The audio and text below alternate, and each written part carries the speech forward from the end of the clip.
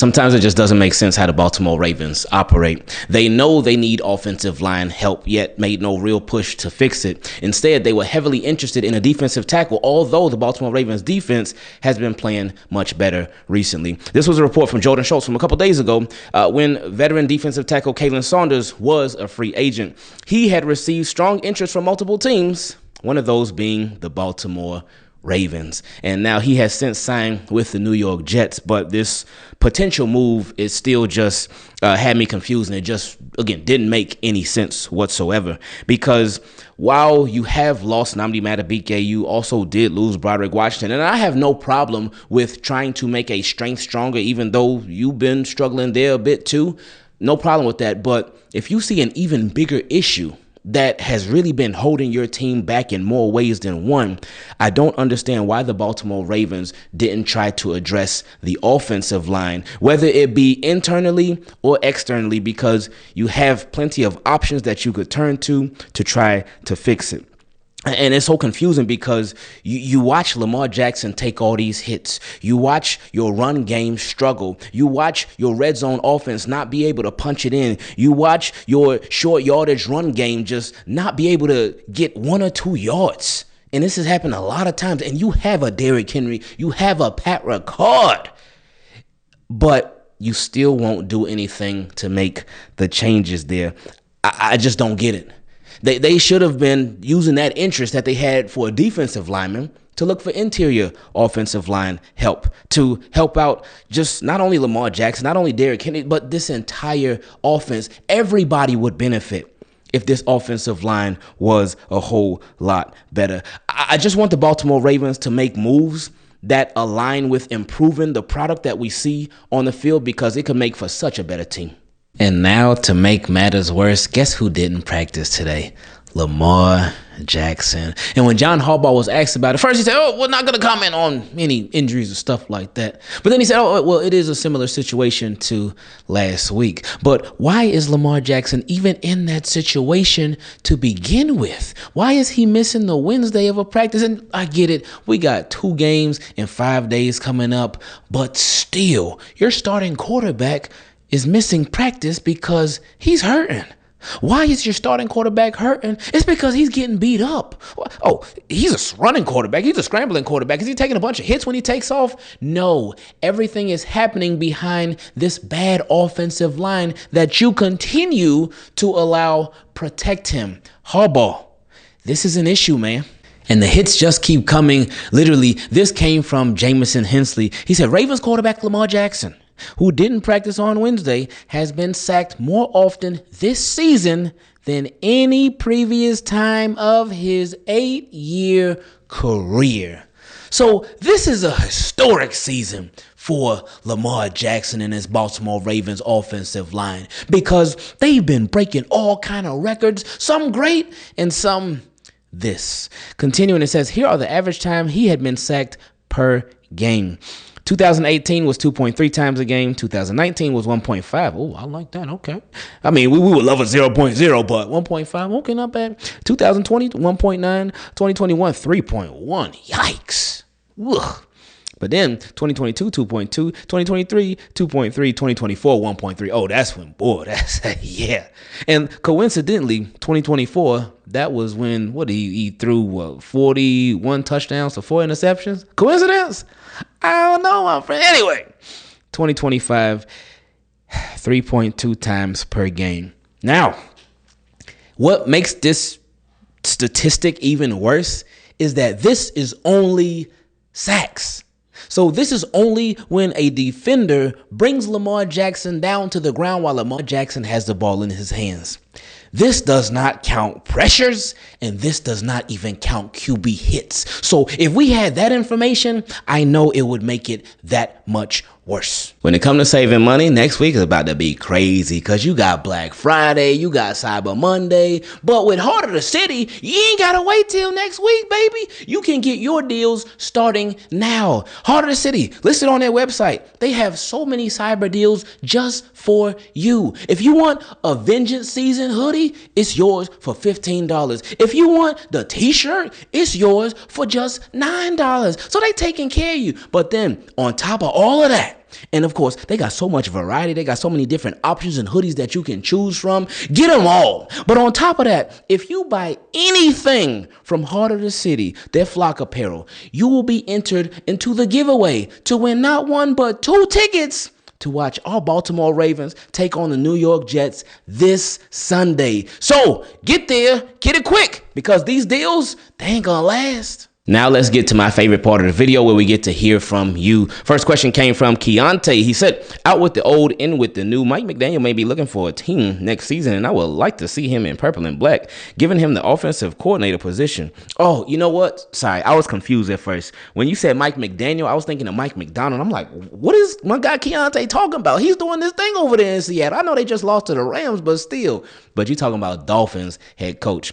Anyway, he said he is going to come with some new plays that will use our guys like we want. Lots of motion and plays to keep the defenses off schedule. And we may even see Lamar, Keaton, Zay, and Henry on the field at the same time if he stays. How would you feel? He said if Lamar stays. He threw that in there quick. Anyway, he said, how would you feel about McDaniels at OC? You know what's crazy? When I was watching the Dolphins and Commanders game, I was thinking about that. I was thinking about, man, he was somebody that I talked about before that I would love for him to be Ravens offensive coordinator. But then I thought about how much I enjoy watching the Miami Dolphins. They're such a fun team to watch when Tyreek Hill is playing too. But obviously Tyreek Hill has been out. But their offense can be so frustrating and annoying because so many of the passes, they are behind the line of scrimmage or right at the line of scrimmage. And I hate that. It's so annoying. It seems like that offense relies on everything to be absolutely perfect in order to be executed properly. But then I thought, hold up. I think it's more so Mike McDaniel trying to mask Tua's limits, his limitations. So I thought about that. If he had a Lamar Jackson, then he'd be able to do a whole lot more with his offense than what he can do with Tua Tagovailoa. So again, I wouldn't mind if it was Mike McDaniel. Wasn't he the offensive coordinator for the 49ers before? I think. I forgot where he was before. Y'all remind me in the comment section because I know y'all will know. But that would be a nice candidate for offensive coordinator since we know that Todd Monken about to be out of here. Next question came from Keshawn. He said, what's up, Ingravenvids? It's been a minute. Hope everything is well with you in your personal life, and I appreciate what you do for the Ravens community. No, I appreciate y'all. I really do love y'all. Seriously.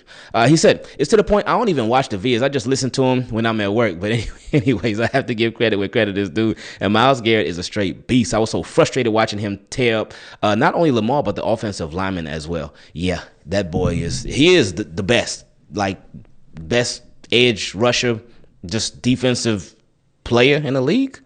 That's a conversation right there. It really is. I mean, for us as Ravens fan, he definitely the best against us because every game he always making plays. But anyway, he said, and I must say, even though we have 2 more teams in our division left to play, I'm more than excited that we don't have to see him again this season.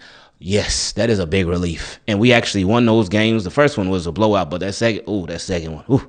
Anyway, he said, but I also love how our defense is starting to lock in and hold teams under 20 points and get turnovers because that's really all we need out of them. And if they can keep it up, I think we can not only make the playoffs, but make it to February football. Ooh, I like that. But that's real right there. We need that. The defense, they ain't got to be shut down. They ain't got to be locked down. I mean, we would love that too. But just hold the opponents down and force turnovers. And Ravens defense has been doing that. So that's all you can ask for. Anyway, he said, my question I have that has to do with our defense is, would you keep Alohi Gilman after this season or keep Ardarius Washington? And if you had to pick a tight end to sign after this season, which one would it be? Ooh, my goodness. So Alohi or Ardarius? Ooh, man.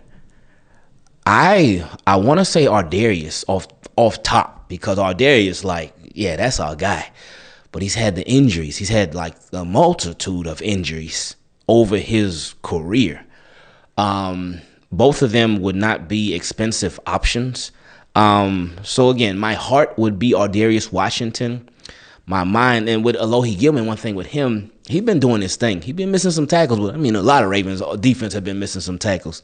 But he's filled in and just made it a seamless transition.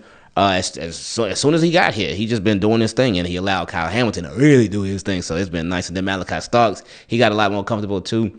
And I'm sure Ardarius Washington will bring the only reason that I could possibly choose Alohi over Ardarius would only be because of Ardarius Washington's injuries. But Minus that, it is a big factor, but I would choose Ardarius all day because Ardarius, like that's our guy, man. And then with Ardarius, you can move him around a lot too. He can be a safety, true, but he could also be a cornerback. He could be a slot guy. You could have him blitz. You can have him do so many different things. With Alohi Gilman, they usually just have him drop back most of the time. They bring him up to the line of scrimmage a little bit, but they usually have him just drop back, making sure everything is good back there. So, I would probably go with Ardarius. Oh, and then my apologies. He said the tight ends too. If I had to choose a tight end to ride with moving forward, I would probably go Isaiah Likely. Next question came from Sevun. I always love that name. He said, "Hey, Ingraven, hope everything is good with you and your family as always, but I have some real concerns with the team. Despite us winning a game we would lose in the past, our O-line is abysmal." Oh, yeah. Everybody's on the same page still. He said, "I give them grace because Myles Garrett is a game wrecker. Even then, though, it worries me because if one guy can wreck our whole offense, what will we do against a defensive line with multiple game changers, a.k.a. the Steelers? I hate that Lamar has to absolutely pull tricks out his bag just to get 10 or 15 yards. Harbaugh and EDC don't realize if Lamar gets hurt seriously because of the guard play, after the fans and even non-fans have called it out, jobs will be on the line. Seriously. Or will they be? Because Lamar Jackson already got hurt because of that.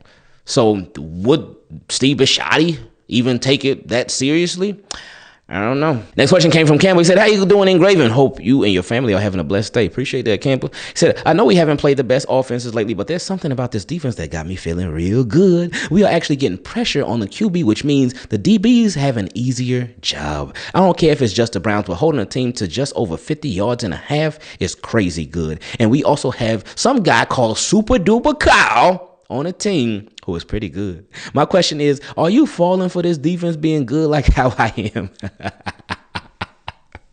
He said, "Also, after a week in Miami, I only got to wait one more week to watch these Ravens for the first time. God bless you and your family." Hey, I appreciate you, Campbell.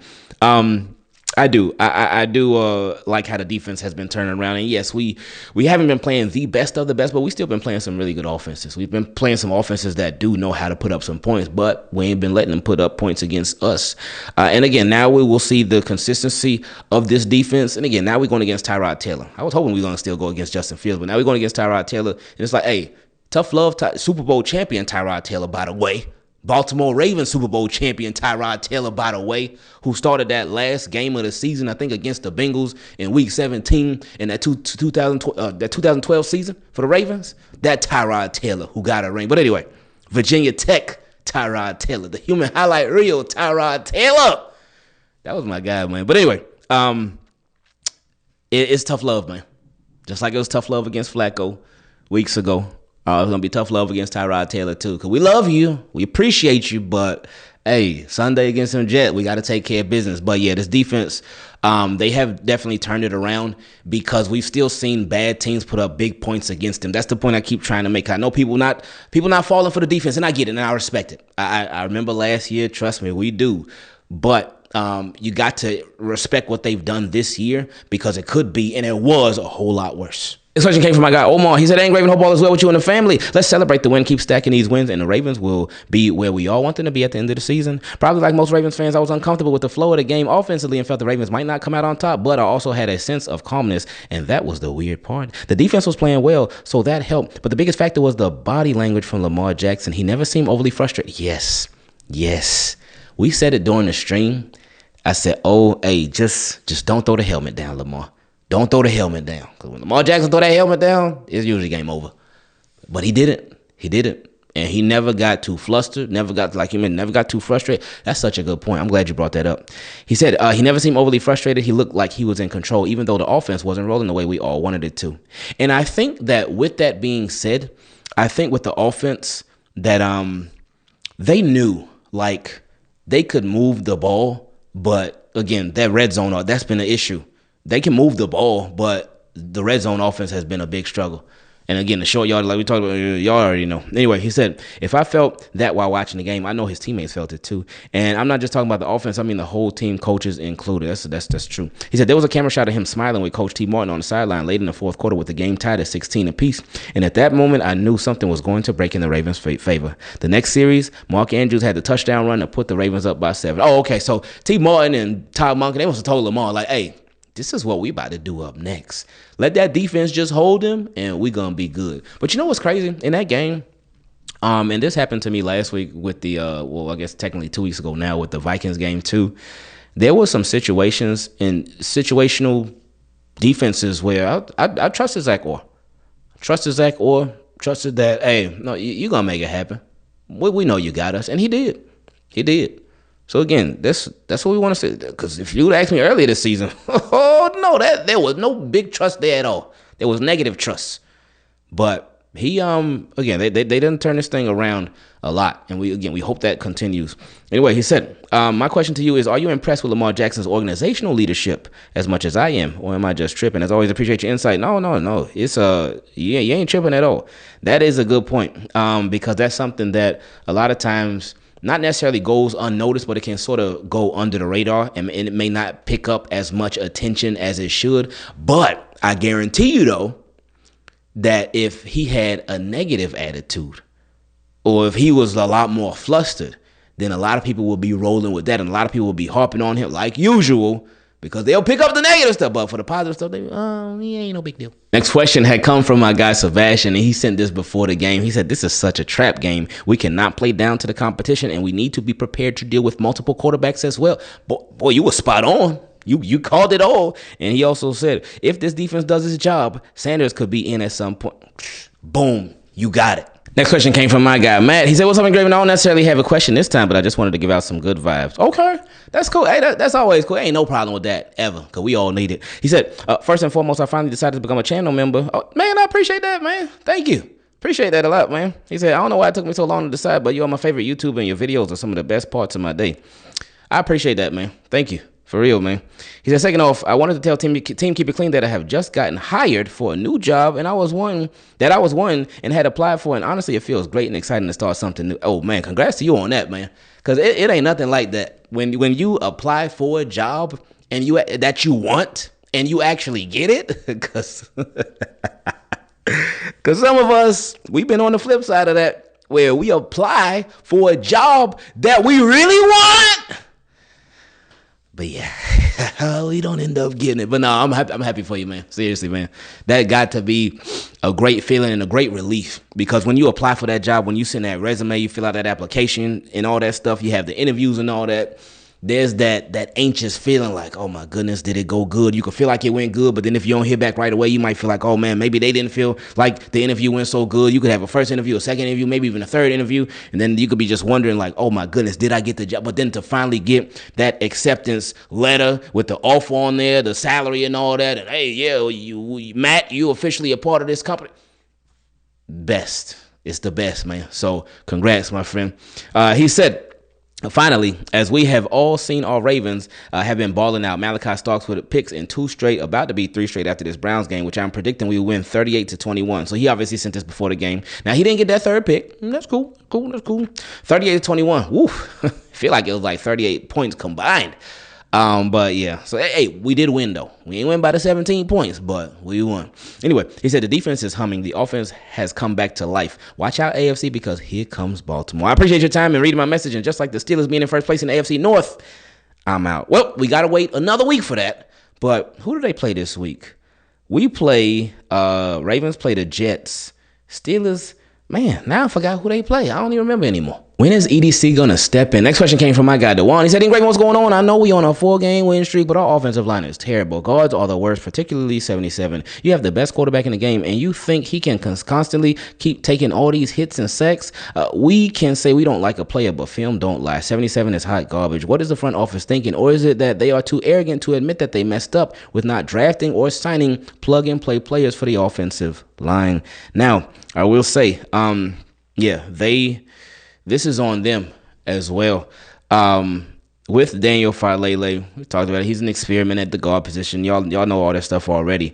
But they did draft and sign players for the offensive line. They drafted Emory Jones, but he was hurt. He had an offseason shoulder surgery, but he's back now, so he's healthy. They also signed Ben Cleveland. Harbaugh said that, hey, we put our best 5 out there. So if you put in the best 5 out there, I guess that's him saying that, hey, there's nobody on this current roster that can be better than what's out there right now. And that's sad, because if that's how you feel, because this was something that was the case both before and after the trade deadline, that the offensive line was just struggling bad too. You didn't do anything. That's irresponsible of the Baltimore Ravens in a big way.